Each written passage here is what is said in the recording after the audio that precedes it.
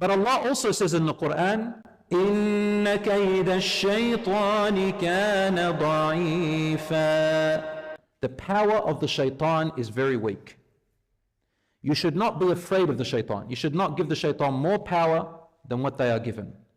The only time the shaitan overcomes you is when you reduce your power to lower than his power, which means that you give in and you start fearing him or her, or whatever the shaitan is.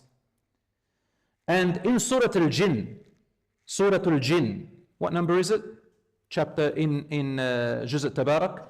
Allah subhanahu wa ta'ala tells us about the jinns that they spoke among each other when they heard the message of the Muhammad sallallahu alayhi wasallam, and some of them believed, they became Muslim.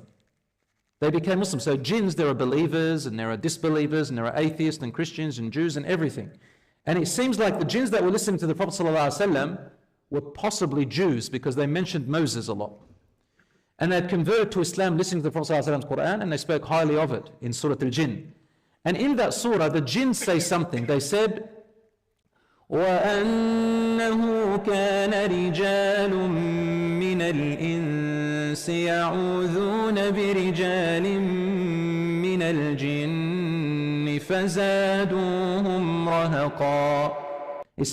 They said, and there were people from among the early Arabs, they used to go into deserts and open fields, and they have to stay there. So on their journey, on a travel, and they would get afraid of the jinns, of the stories they used to hear, and they used to get up and they would say, O jinns, we seek refuge in you, please don't harm us. Allah says that the jinns would reply to each other, فَزَادُوهُمْ رَهَقًا. When they found out the humans were afraid of them, they increased their horror and terror against them.